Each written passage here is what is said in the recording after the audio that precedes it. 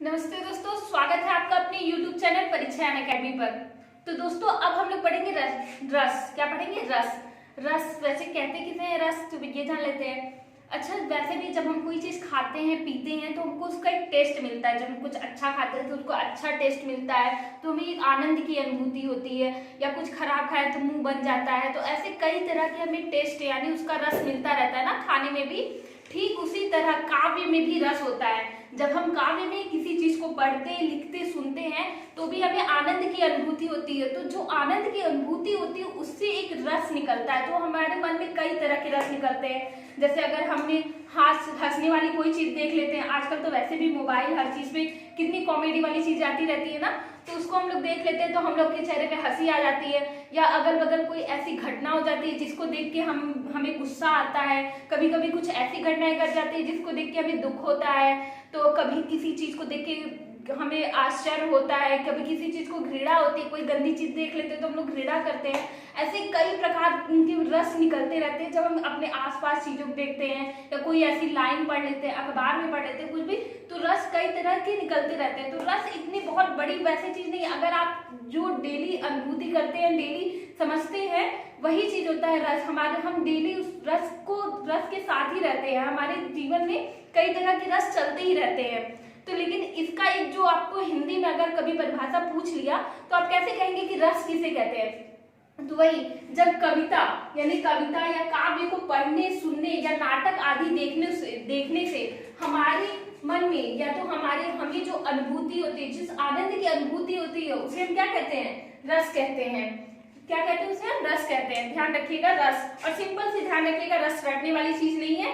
रस यही है, जब आप देखें किसी चीज को, आपके मन में जो भाव की उत्पत्ति होगी वो क्या होगा? रस ही निकलता है। एक तरह से रस होता है वो, चाहे वो हास्य हो, चाहे वो आपको गुस्सा आए, चाहे आपको रोना आए, कुछ भी हो, वो एक रस का ही कारण होता है। तो चलिए दोस्तों, अब हम रस के बारे में जो इंपॉर्टेंट चीजें होती है, जो जरूरी चीजें होती है, वो जान लेते हैं। जैसे एग्जाम में जिनसे क्वेश्चन बन सकता है उनको जानते हैं।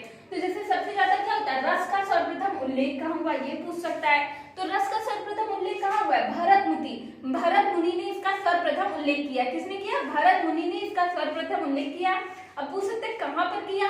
तो नाट्य शास्त्र के 6ठे अध्याय में। कहाँ पे किया है? नाट्य शास्त्र के 6ठे अध्याय में भरत मुनि ने रस का उल्लेख किया है।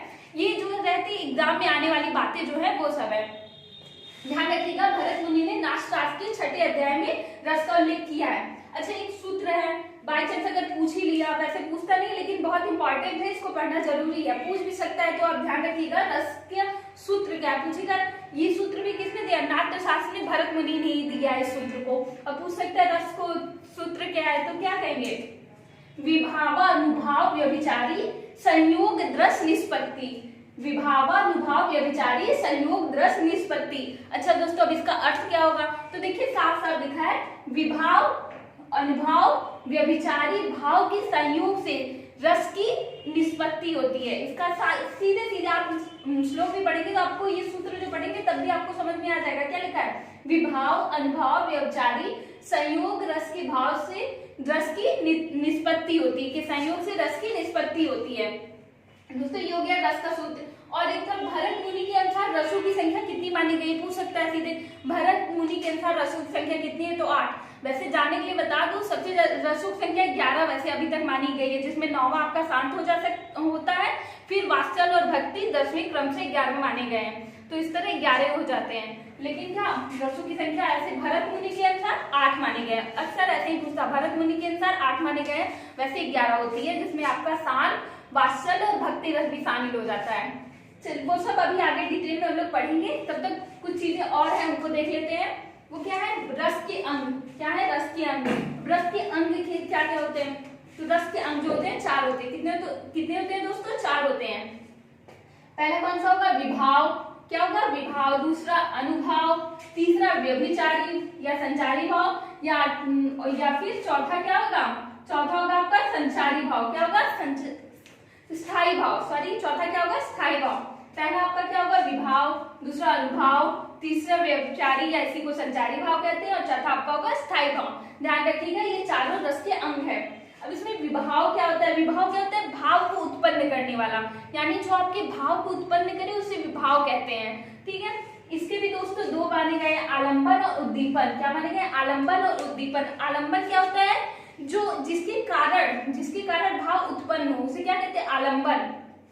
या आंतरिक चेष्टाएं जो अंदर से होती है उसी के कारण आलंबन होता है। और उद्दीपन क्या होता है? उद्दीपन वैसे भी हम लोग पढ़ते रहते हैं, ऐसी बाह्य परिस्थितियां जो हमें कार्य करने की तरफ प्रेरित करें। तो उद्दीपन जो बाहरी परिस्थितियां हमें चेष्टाएं करने के लिए प्रेरित करती हैं उन्हें हम उद्दीपन कहते हैं। या बेसिक में इसको सबसे नॉर्मली कह सकते हैं जो हमारे भावों को गति प्रदान करे, उन्हें हम कहते हैं उद्दीपन। ठीक है दोस्तों, ये था विभाव। दूसरा अनुभाव होता है। अनुभाव क्या होता है? आंतरिक, जो अंदर से जितने भाव निकलते हैं, जैसे आपका होगा स्वेद हो गया, ये सब अभी लिखा हुआ है, बताती हूँ। अंदर से जो भाव निकलते हैं वो सब क्या होते हैं? आपका अनुभाव होता है। फिर व्यभिचारी या संचारी भाव, ये स्थायी भाव में सहायक होते हैं और इनकी संख्या कितनी मानी गई? इसमें जो मेन चीज है ये है, इनकी संख्या पूछ सकते हैं, इनकी संख्या 33 मानी गई है। फिर स्थायी भाव, जिसे अभी हम आगे डिटेल में पढ़ेंगे कि हर रस का क्या क्या स्थायी भाव होता है, इसको अभी हम लोग आगे डिटेल में पढ़ेंगे। चलिए दोस्तों, अब हम लोग देखते हैं अनुभाव। ये जो मेन है अनुभाव को भी दो भागों में बांटा गया है। कौन कौन सा? एक होता है सात्विक, दूसरा होता है कायिक। क्या होता है? एक होता है सात्विक होता है, दूसरा होता है कायिक। सात्विक क्या होता है? ये जो अंदर से किसी चीज को देख के, मतलब जब हमारे अंदर भाव उत्पन्न होता है, जो चीज जैसे जैसे जो हमारे शरीर में प्रक्रियाएं होती है वो क्या होता है? सात्विक। और कायिक मतलब शारीरिक संरचना, जो मतलब ये जानबूझ कर की जाती है और ये बिना मतलब ये अपने आप हो जाती है। मतलब ये देखिए जानबूझकर, इसको लिख लीजिएगा, ये जानबूझकर की जाने वाली,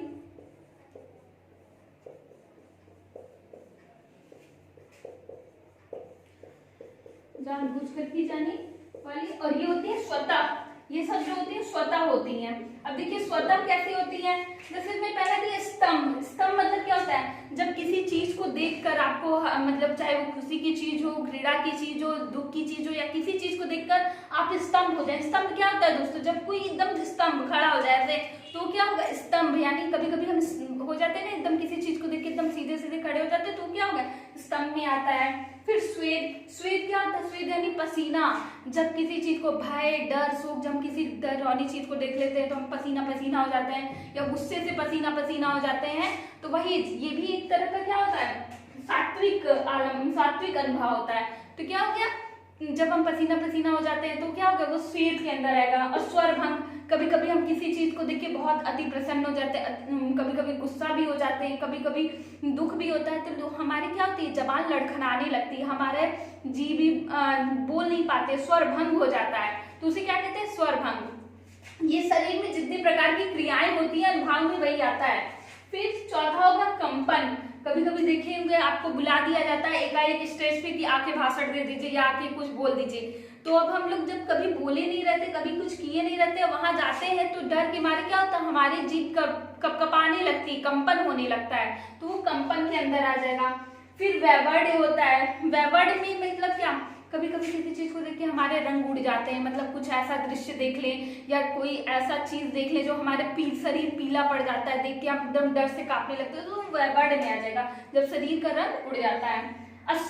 अश्रु तो एकदम आसान है दोस्तों। आप मूवी देखते हैं, कोई चीज देखते हैं, तो आपको देखने से कोई ऐसा सीन आ जाता है तो हम लोग रोने लगते हैं, या फिर हमारे आसपास ही कोई ऐसी घटना घट जाती है जिसके कारण जब हम रोने लगते हैं तो भी अश्रु आते हैं। या कभी कभी हम लोग खुशी से भी बहुत मतलब रो देते हैं, जब हमें बहुत ज्यादा खुशी होती है तो भी हम रो देते हैं, तो वो किस में आएगा? अश्रु। ये शरीर रस निकालने की जितनी प्रक्रियाएं करता है वो उनको बताया जा रहा है। फिर प्रलय। कभी कभी बहुत ऐसी घटना घट जाती है कि हम चेतना शून्य हो जाते हैं, हमारा दिमाग हमारा कुछ काम नहीं करता, तो वो प्रलय के अंदर आता है। फिर रोमांच। कभी कभी कोई ऐसा चीज होता है, मतलब देख के हम डर जाते हैं, या फिर देखते हैं कुछ ऐसा तो हमारे रोंगटे जो होते हैं वो खड़े हो जाते हैं, तो उससे रोमांच होता है। एडवेंचर वाली फिल्में देखते हैं ना लोग, जिसको देख के लोगों के रोंगटे खड़े हो जाते हैं, तो वैसे ही रोमांच के अंदर वो आता है। और कायिक में मतलब कुछ ऐसी क्रियाएं थी जो जानबूझकर की जाती है, वो कायिक के अंदर होती हैं। तो ये कुछ इंपॉर्टेंट चीजें थी। अब इसके बाद हम लोग सबसे इंपॉर्टेंट जो पूछा जाता है रस और उनके स्थायी भाव, उनको हम लोग देखेंगे। चलिए दोस्तों, अब हम लोग देखेंगे रस के प्रकार। मैंने आपको बताया भरत मुनि ने रसों की संख्या 8 मानी है, और वैसे रसों की संख्या 11 होती है, जिसमें शांत रस, वात्सल्य रस और भक्ति रस मिला के पूरे 11 रस हो जाते हैं। चलिए एक एक करके उनको देखते हैं और उनके स्थायी भाव देखते हैं और उनका उदाहरण देखते हैं जो एग्जाम में सबसे ज्यादा क्वेश्चन बनता है उनके स्थायी भाव से और उदाहरण से बनता है। तो जो सबसे ज्यादा इंपॉर्टेंट है एग्जाम के पॉइंट ऑफ व्यू से हम लोग आज इसी को पढ़ेंगे। तो चलिए देखते हैं श्रृंगार रस। श्रृंगार रस किसे कहते हैं? जहां पर इसमें नायक नायिका के प्रेम का वर्णन किया जाता है, नायक नायिका के प्रेम का वर्णन किया जाता है। अब वो चाहे संयोग के कारण हो चाहे वियोग के कारण हो, इसमें भी दो होते हैं, संयोग श्रृंगार रस और वियोग श्रृंगार रस। जब नायक नायिका के मिलने से प्रेम का वर्णन होता है तब वहां संयोग श्रृंगार रस होता है। जब नायक नायिका के बिछड़ने से जो रस की उत्पत्ति होती है तब वहां वियोग श्रृंगार रस रहता है। और ध्यान में देने वाली बात है, संयोग श्रृंगार रस में, संयोग रस में रति नामक स्थायी भाव की उत्पत्ति होती है। किसकी? रति नामक स्थायी भाव की उत्पत्ति होती है। ये सब इंपॉर्टेंट होता है जो उसके स्थायी भाव होते हैं, तो इसको ज्यादा ध्यान से सुनिएगा। रति, अच्छा, सबका उदाहरण पूछता है। तो पहले हम लोग देखेंगे संयोग श्रृंगार रस। मैंने आपको बताया ना श्रृंगार रस के दो पार्ट है, दो, एक होता है संयोग श्रृंगार रस, दूसरा होता है वियोग श्रृंगार रस। संयोग में क्या होता है? जब नायक नायिका के मिलने से रति नामक स्थायी भाव की उत्पत्ति होती है। ठीक है दोस्तों, तो संयोग का क्या है? देखिए, कहत नटत रीझत खीजत मिलत खिलत लजियाए, कहत नटत रीझत खीजत मिलत खिलत लजियाए, भरे भवन में करत है नैनद सोही बात। ठीक है, यहाँ पे हो रहा है संयोग श्रृंगार रस।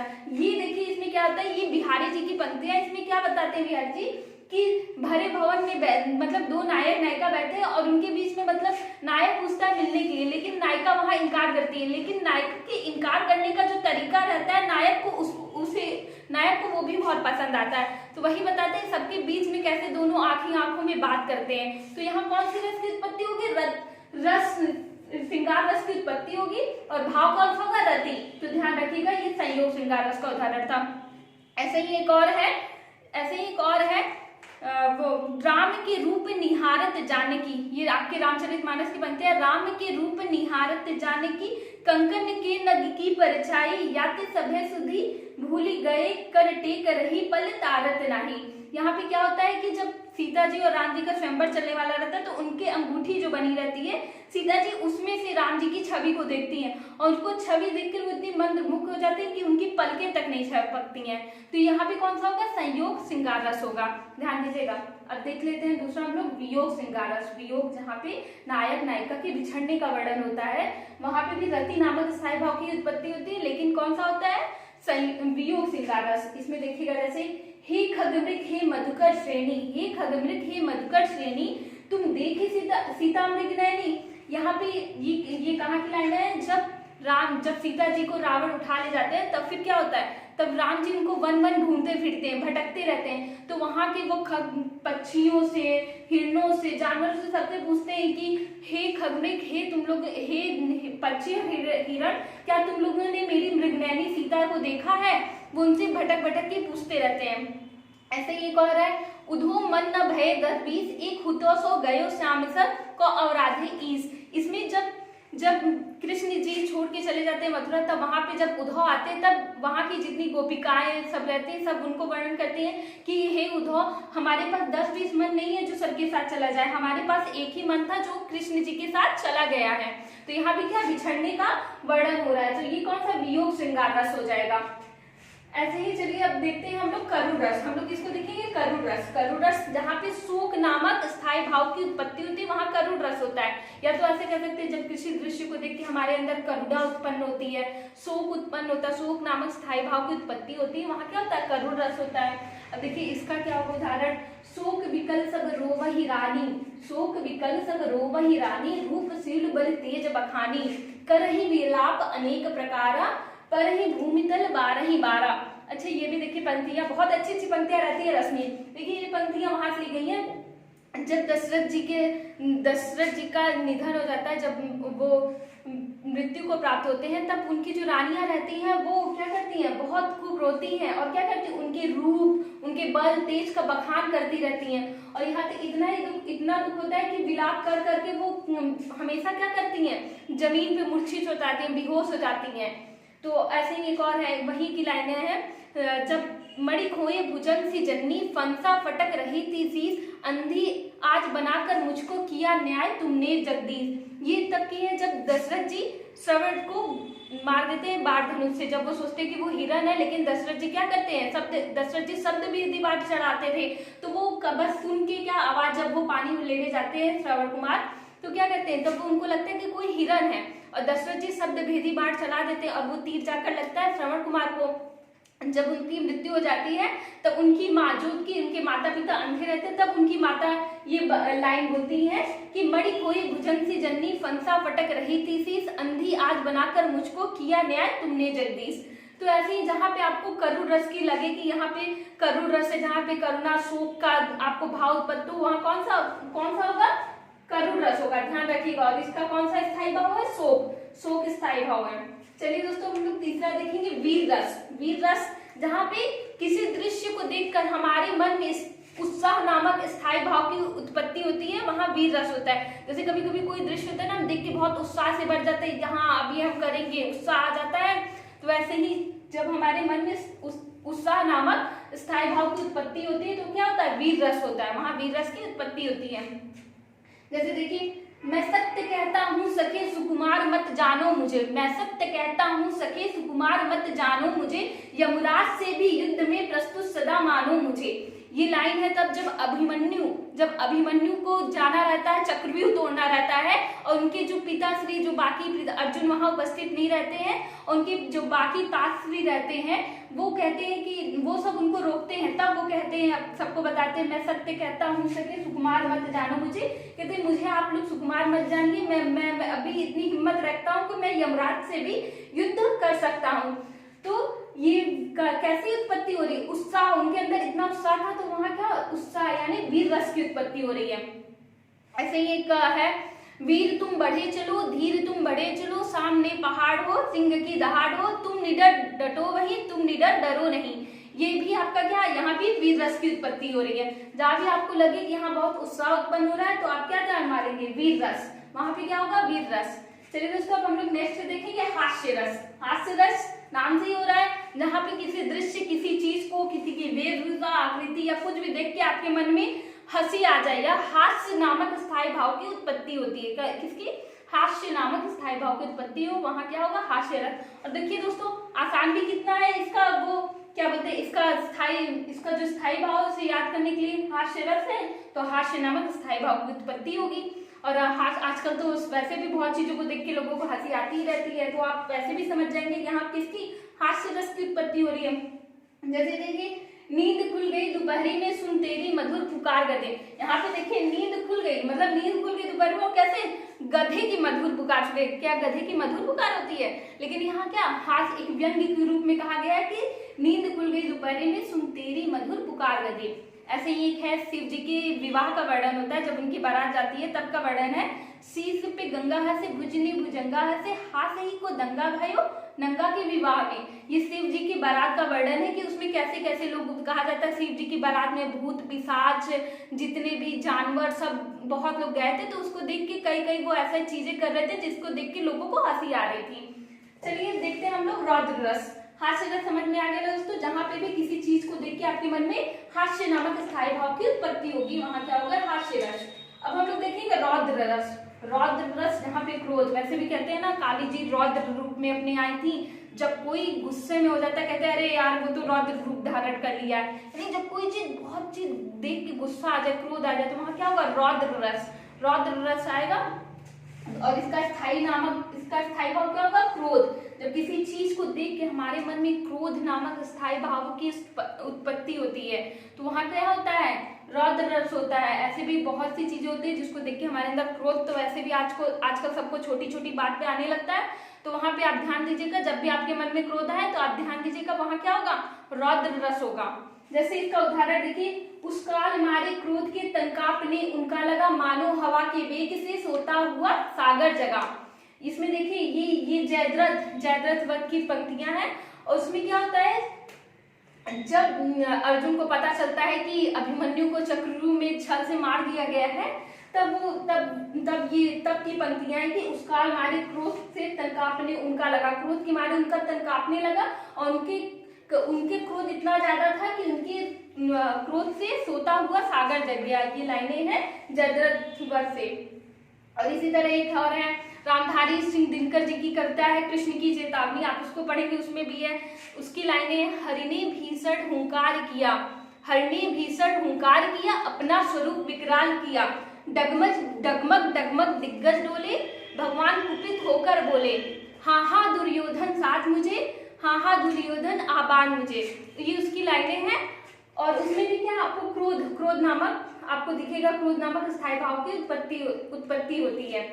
उसमें है हाँ हाँ दुर्योधन बाण मुझे, तो ऐसे ही है। तो जहाँ पे आपको रौद्र रस, जहाँ पे आपको क्रोध नामक स्थायी भाव की उत्पत्ति होती है। एक बार इसको फिर से देख लीजिए। स्थायी भाव, श्रृंगार रस से रति नामक स्थायी भाव की उत्पत्ति होगी, करुण रस से शोक नामक स्थायी भाव की उत्पत्ति होगी, वीर रस से उत्साह नामक स्थायी भाव की उत्पत्ति होगी, और हास्य रस से हास्य नामक स्थायी भाव की उत्पत्ति होगी, रौद्र रस से क्रोध नामक स्थायी भाव की उत्पत्ति है। जो जरूरी है वही चीज है कि मतलब पूछ सकता है कि किस रस से किस भाव की उत्पत्ति हो रही है, तो ये चीज जरूर ध्यान रखिएगा। बाकी आपको ये पढ़ने से तो वैसे भी समझ में आ जाएगी कि कहाँ पे कौन सा रस निकल रहा है। थोड़ा सा ध्यान पड़ेगा, मजा लेकर पड़ेगा, आपको जरूर समझ में आ जाएगा। चलिए कुछ और रस बच्चे उनको देख लेते हैं। चलिए दोस्तों, अब हम लोग बाकी बचे 6 रसों को भी देख लेते हैं कि ये कौन कौन से हैं। तो अगला हम लोग देखेंगे विभत्स रस। क्या देखेंगे? विभत्स रस। विभत्स रस क्या होता है? जब किसी चीज को देख के आपके अंदर जुगुप्सा या घृणा नामक स्थायी भाव की उत्पत्ति होती है, तो वहाँ क्या होता है? विभत्स रस होता है। यानी जब कोई ऐसा दृश्य देख के आपके मन में उसको घृणा आए, घिन आए, तो वो क्या होगा? विभत्स रस। वहाँ पे कौन सा होगा? विभत्स रस होगा। जैसे देखिए एक युद्ध का वर्णन हो रहा है, वहां पे देखिए जब सैनिक मर जाते हैं, जो उनको कोई उठाने वाला नहीं रहता, कोई उनका अंतिम संस्कार करने वाला नहीं रहता, जब वो वैसे ही मैदान में पड़े, कुरुक्षेत्र में हर जगह पड़े रहते हैं युद्ध के मैदान में, तो देखिए उनकी क्या दशा होती है। उसमें बताया है, आंखें निकाल कर उड़ जाते, क्षण भर कर उड़कर आ जाते। आंखें निकाल कर उड़ जाते, क्षण भर कर आ जाते, सब जीभ खींच कर कौवे, सब जीभ खींच कर कौवे, चुभला चुभला कर खाते। यानी जब सैनिक मर जाते उनको कोई करने, तो क्या करते? कौवे हो गए, गिद्ध, चीली, सब जो पक्षी रहते आते हैं, उनको नोच खोज के खा पी के जाते हैं। वही मतलब उसका ऐसा वर्णन किया जाता है कि आप उसको जब पढ़ेंगे तो आपके मन में क्या होगा? घृणा होगा, घिन आएगी, अजीब सा होगा। तो ये क्या, जहां जब आपको घृणा की उत्पत्ति होगी तब कौन सा होगा? विभत्स रस होगा। दूसरा रस है हमारा दोस्तों अद्भुत रस। क्या है? अद्भुत रस। अद्भुत रस क्या? जब आपके मन में किसी चीज, किसी दृश्य को देखकर आश्चर्य या विस्मय नामक स्थायी भाव की उत्पत्ति होती है। यानी जब आप किसी चीज को देखें जिसको देखकर आपको आश्चर्य हो, विस्मय यानी आश्चर्य होता है, जब देख कर कुछ बहुत अचंभित हो, तो वहां क्या होगा? अद्भुत रस होता है। तो अद्भुत रस, अब देखिए जैसे एक पंक्ति में बहुत सुंदर वर्णन किया गया है। देखिए कृष्ण जी का वर्णन बहुत सुंदर तरीके से किया है। क्या है? देख यशोदा शिशु के मुख में, देख यशोदा शिशु के मुख में सकल विश्व की माया, क्षण भर को हुई अचेतन, खिल न सकी कोमल काया।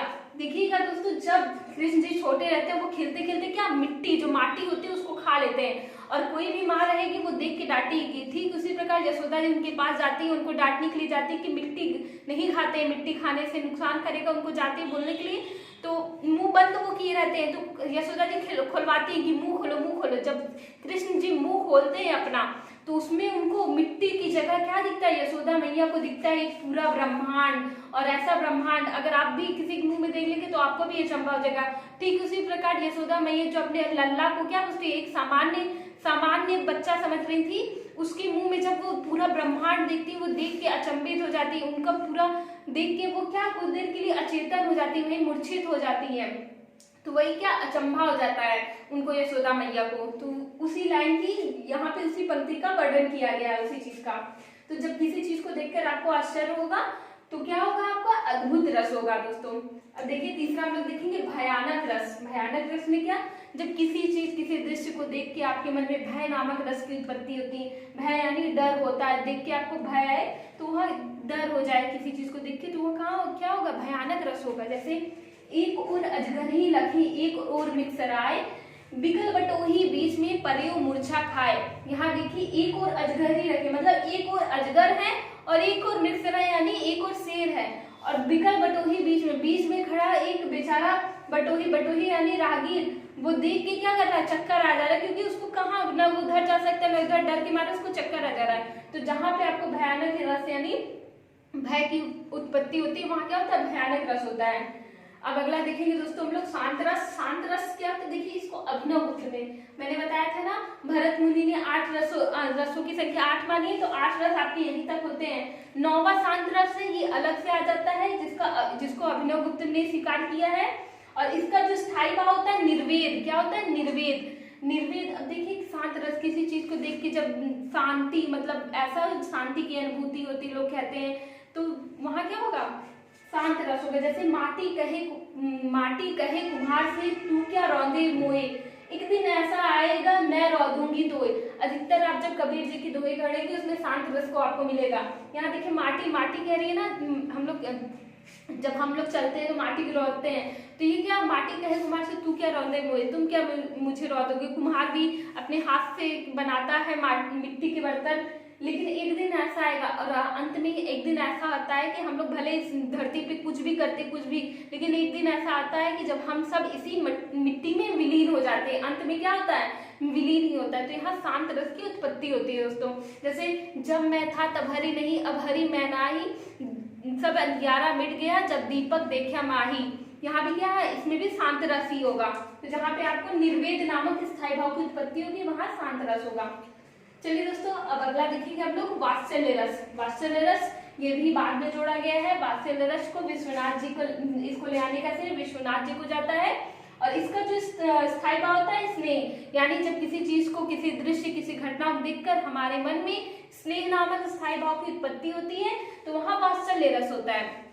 देखिए उदाहरण देखिए, वात्सल्य रस स्नेह, अब जैसे ये तो आप राम जी की, चाहे आप रामचरित्र उनके बचपन का बालपन का वर्णन सुन लीजिए, या कृष्ण जी के बालपन का वर्णन सुन लीजिए। जब किसी के बचपन का बालपन का वर्णन किया जाता है तो उसमें स्नेह नामक रस की उत्पत्ति होती है, यानी स्नेह नामक स्थायी भाव की उत्पत्ति होती है। वहां क्या होता है, वात्सल्य रस होता है। जैसे देखिए एक लाइन है, धूरी भरे अति शोभत श्यामजू, ये रसखान की लाइन है। धूरी भरे अति शोभत श्यामजू, तैसी बनी सीधे सुंदर चोटी, खेलते खाते फिरे अंगनी पक पैंजनी बाजती फिर पिरी कछोटी। यहाँ पे कृष्ण जी जब छोटे रहते हैं तो उनका वर्णन किया जा रहा है कि कन्हैया जी कैसे, मतलब जब वो क्या धूल में खेलते हैं, धूल में चलते थे, तो उनके ऊपर धूल भी शोभित हो रही है। तो ऐसी बनी सी जो सुंदर चोटी, उनके सर पे भी जो चोटी बनी रहती है वो भी उनपे बहुत सुशोभित हो रही है, बहुत सुंदर लग रही है, बहुत प्यारे लगते हैं उसमें। खेलत खाते फिरे अंगनी में, फिर खाते खेलते रहते हैं, वो पूरे आंगन भर दौड़ते हैं। उसको देख के सबके मन में क्या होता है, स्नेह उत्पन्न होता है। कभी सबके मन में क्या स्नेह का भाव उत्पन्न करना चाहता है। पग पैंजनी बाजत पीली कसौटी, और जब वो खेलते दौड़ते रहते हैं तो उनके पैर में क्या रहता है, जो पायल पहने रहते हैं वो छम छम छम छम बजती है। और उनके पीली कसौटी यानी पीली धोती पहने रहते हैं, वो भी उनपे अत्यंत सुशोभित होती रहती है, उसमें वो बहुत सुंदर रहते हैं। तो इसी दृश्य का कवि इसमें वर्णन करता है, जिसको देखकर, जिसको सुनकर आपके मन में क्या होता है, स्नेह नामक स्थायी भाव की उत्पत्ति होती है। जहां से करुण रस, वात्सल्य रस आपको मिलेगा, सॉरी वात्सल्य रस, स्नेह नामक रस की उत्पत्ति, और वात्सल्य स्नेह इसका क्या है आपका स्थायी भाव है। वात्सल्य रस में स्नेह नामक स्थायी भाव है। अब अगला देखेंगे हम लोग भक्ति रस। क्या देखेंगे दोस्तों, भक्ति रस। भक्ति रस में आपको जहां किसी दृश्य को देख के अनुराग, कौन सा, अनुराग नामक स्थायी भाव की उत्पत्ति होती है, वहां क्या होता है, भक्ति रस होता है। और भक्ति रस भी आखिरी आपका 11वां रस है, जिसे ले आने का श्रेय किसे जाता है, रूप गोस्वामी को जाता है। किसको, रूप गोस्वामी को। तो ध्यान रखिएगा भक्ति रस में स्थायी भाव कौन सा का, अनुराग होगा। इसका देखिए जैसे, मैं तो मेरे नारायण की आप ही हो गई दासी रे, मैं तो मेरे नारायण की आप ही हो गई दासी रे, लोग कहे मीरा भय बावरी, लोग कहे मीरा भय बावरी, न्यात कहे कुलनासी रे। आप मीरा जी के जब दोहे जितने पढ़ेंगे उसमें आपको ना भक्ति रस, यानी आपको ये भक्ति रस ही मिलेगा, क्योंकि मीरा जी की सिर्फ भक्ति, वो कृष्ण जी से क्या भक्ति प्रेम था उनको। तो इसीलिए मैं तो मेरे नारायण की आप ही हो गई दासी रे, वो कहते हैं मैं अपने नारायण की ही दासी हूँ। और लोग कहे मीरा भय बावरी, मीरा जी इस कदर उनकी भक्ति भावना में डूब जाती हैं कि लोग उनको क्या बावरी कहते हैं, को बावरी समझते हैं। और लेकिन जो उनके सगे संबंधी जो सब रहते हैं उनको कहते हैं अरे ये तो छोड़ के चली गई, ये वो उनके बारे में उल्टा सीधा कहते हैं। तो जब किसी चीज को देख के आपको भक्ति भावना निकले, यानी अनुराग नामक स्थायी भाव की उत्पत्ति होती है, तो वहां क्या होता है, भक्ति रस होता है। तो देखिए दोस्तों एक बार फिर से इसका स्थायी भाव देख लीजिए। विभत्स में आपका जुगुप्सा और घृणा नामक स्थायी भाव की उत्पत्ति होती है, यानी विभत्स रस में जुगुप्सा और घृणा। अद्भुत रस में आपको आश्चर्य और विस्मय नामक स्थायी भाव की उत्पत्ति होगी। भयानक रस में भय नामक स्थायी भाव की उत्पत्ति होती है। शांत रस में आपको निर्वेद नामक स्थायी भाव की उत्पत्ति होती है। वात्सल्य रस में आपको स्नेह नामक स्थायी भाव की उत्पत्ति होगी, मतलब इसका स्थायी भाव क्या है, स्नेह। और भक्ति रस का स्थायी भाव है अनुराग। तो दोस्तों ये था आज का पूरा रस, इसको एक बार अच्छे से जरूर पूरा पढ़ लीजिएगा क्योंकि इससे क्वेश्चन बनते ही बनते रहते हैं एग्जाम में। तो दोस्तों आज का हमारा टॉपिक यहीं समाप्त होता है। अगर आपको कोई भी डाउट हो तो कमेंट सेक्शन में जरूर पूछिएगा। हमारा साथ देने के लिए, हमसे जुड़ने के लिए बहुत बहुत धन्यवाद। मिलते हैं नए वीडियो में नेक्स्ट टॉपिक के साथ। तब तक के लिए जय हिंद, जय भारत।